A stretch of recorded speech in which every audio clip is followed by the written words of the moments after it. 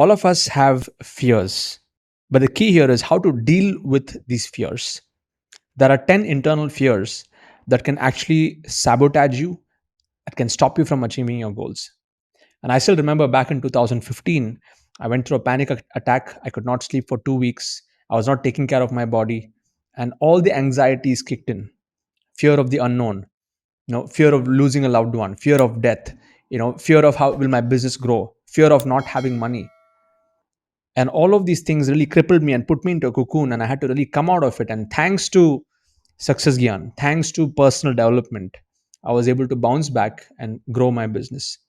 This is for you if you're somebody who is living in fears. And I'm going to give you an antidote to it on how you can overcome these fears by instilling more faith in yourself and faith in the Supreme. Please take a lot of notes. And at the end of this, I would like you to share your notes on Facebook, on Instagram, on LinkedIn, and other places. And please tag me and tag Success Gyan on these episodes, just so that we know you're one of our learners, and so that we know you're getting value from this. Okay. So let me first list down what are the top 10 fears that we experience as human beings. And it is completely natural because fears actually protect us. Suppose we are absolutely fearless, then we would be doing crazy things in this world. So fear is actually it's a protection mechanism to help us make the right decisions. But to the extent that we are able to make fear our best friend that's prompting us, to that extent we can use fear in the positive context. But if we are overcome by fear, then it puts us into a cocoon and we are never able to achieve things in life. So it's a very thin line between being fearless and using fear in our own for our own benefit. Okay, so here are the 10 fears that I've made list of. Please note down these. Based on the research that was done some time back, the number one fear that people have is the fear of public speaking. In fact, more than even death, right? People fear speaking in front of a large audience. The other fear is the second fear is the fear of what other people will think about me, or in other words, conformity. And most of the world are living in this, where they want to be people pleasers. Okay. The third fear is the fear of technology. Some people have this fear, oh, I'm not really good in technology, I can't do many things, I can't grow in my business. And especially in in a digital age, people who are not so savvy with technology, this could be one of their fears. The fourth fear is the fear of success. I had this fear when I was growing up because my grandpa was very, very successful, and then he lost all his wealth.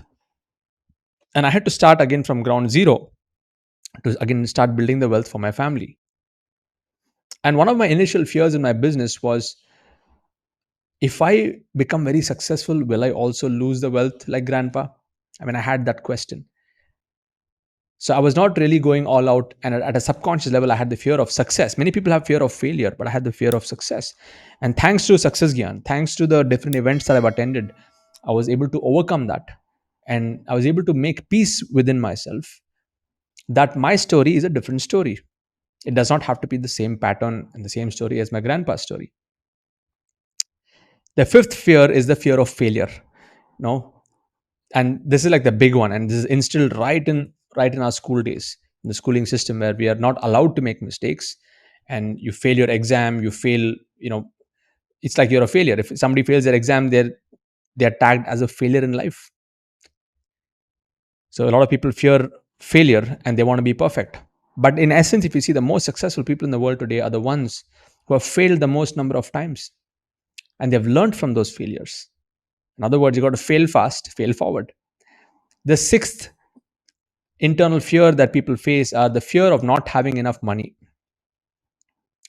The seventh one is, especially when it comes to business, the fear of not getting enough sales consistently. The seventh fear is the fear of the unknown. A lot of people live in the anxieties, like they go through these depressions and they feel, okay, I do not know what tomorrow is going to be like. So like, and they want everything to be sure. And the beauty is, life, there's no surety in life. Okay, Everything keeps changing. The whole world is dynamic. Some people fear loss of a loved one. Some people fear death, which is like the ultimate fear. And when you actually analyze this, and when I analyze this as a topic, I realize that the root cause of any fear is attachments. So when you're overly attached to success, when you're overly attached to the idea of failing, when you're overly attached to losing someone, overly attached to life, okay, you're overly attached to uh, thinking about what other people would think about you. All of these attachments make you rigid, and it puts you into a state where you're not able to flow. So the opposite of fear is faith. The antidote of fear is to have faith, because in your body, if you have faith, there is no room for fear. Of course, the fears will come and go. So now the key here is how to develop faith. And there are 6 ways that you can actually develop faith to conquer your fears. The first way is through auto suggestions, is through affirmations. And these are extremely powerful because these help you reprogram your mind and your brain to shift your thought frequency. For example, if you're living in a lot of anxieties about not having good health, if that is always running in your mind, then reading out affirmation statements like, I have a healthy body, I eat the best food that nourishes my body. Like these are all affirmation statements. And if you're able to find some really good affirmations and you read that on a daily basis, you'll start to instill more faith in your healing abilities, in your own health, and you'll be able to build, develop faith to overcome any of these fears also. So, because in your body, in your mind, it's either consumed either with more fear or you have faith. There's either fear or faith, okay? And in some cases, both are existing in your mind in various ratios, but the more you can feed the faith, the more you'll be able to progressively move forward and not get crippled in fear mindset. That's the first idea, which is auto suggestions and affirmations. The second way is mind shifting, where you can change your focus and perception about life situations.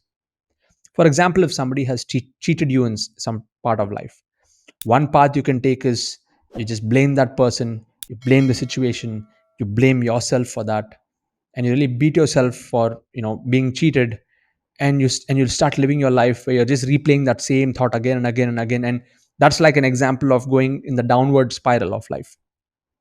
Whereas mind shifting is when you change the perception. When you let's say you've been cheated by somebody, you look at the situation, you say, okay, I've learned something from this, and I'm going to make sure that I don't deal with such people in the future, and I'm very thankful that I was put through the situation to learn this lesson, and I'm going to move on. So if you just change the perception, from a looking at the glass half empty or looking at the glass half full, it's just in the way that you look at it, the lens that which you look at it. And the more you can practice this mind shifting or the perception shifting, you will be able to develop faith in yourself and be able to develop faith in everything, every other thing that you do. The third way to develop faith is through association.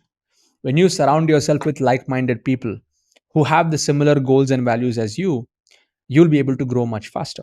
You'll be able to overcome the fears. So if you're surrounding yourself with people who are always fearful about the negative situation, the political situation, or the health situation in the world and all the negative news, and if that is your circle of influence, you are automatically going to be pulled into that same mindset. Whereas if you find another group of people who are progressive thinkers or positive minded, who are really progressing in their life, who are successful at whatever they do, and you're surrounding yourself only with them and not listening to the others, that will help you instill more faith in yourself. It'll help you overcome the fears. The fourth way to develop faith is through scriptural study. This is getting into the path of spirituality. Now, when it comes to spirituality, there are a lot of people who follow different paths and processes. And there's a beautiful quote by one of my spiritual teachers. He says that religion without philosophy is fanaticism, and philosophy without religion is just mental speculation. So I truly believe that you need a combination of both, irrespective of what school of thought that you're learning from. If you're looking at spirituality just as a ritualistic thing, you're going to be there's going to be a time where you'll realize that you may not have that faith. Some people just do it on a ritualistic basis. But what's more important is intellectual stimulation and getting deep into the philosophical aspects along with religion and understanding the logic behind different things, and then living a life.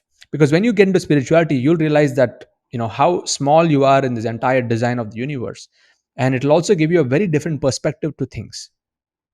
So when life situations happen, when you look at life through a spiritual lens, that you're not this body, you're a spirit soul, and there's a the huge multi universes that are there.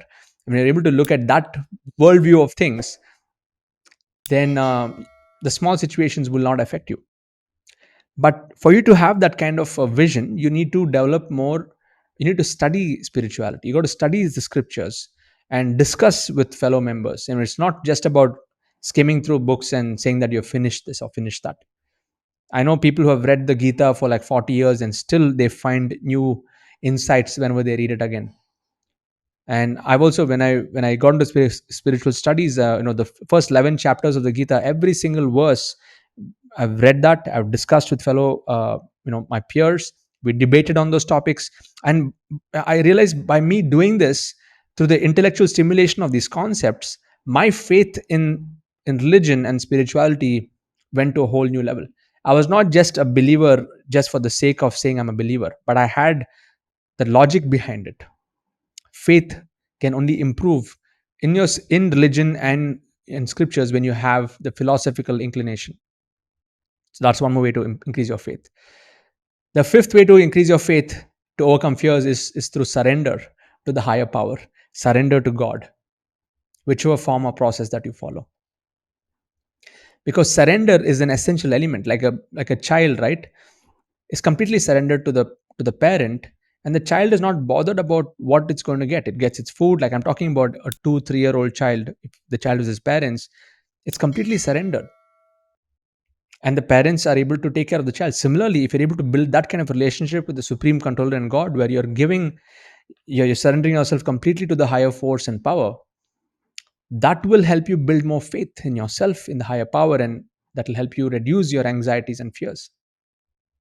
And finally, service.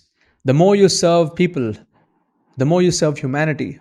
And ultimately, the ultimate form of service is when you're able to serve God and the higher force, you'll be able to find peace within.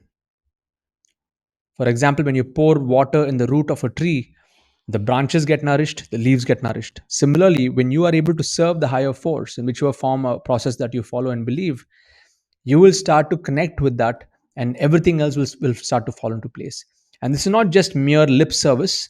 I'm talking about devotional service, having an element of love, because the loving exchange between people and loving exchange between you and the supreme controller is what's going to help you build a deeper faith in yourself and to overcome these fears. So meditation, mantra, mind control, sense control, all of these help you to move towards improving your faith. So what are the outcomes of implementing these ideas? One is you'll see life with a much bigger picture, and the small, what may seem like a big negativity in your life or anxiety in your life will suddenly become much smaller.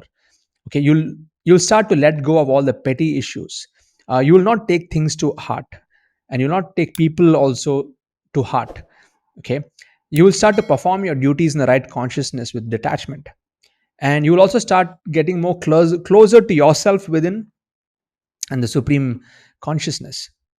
And the more you're able to practice and build faith in yourself through these different processes, you will be able to develop more faith in the supreme consciousness, in the supreme personality, if you believe in the personal form of the Lord.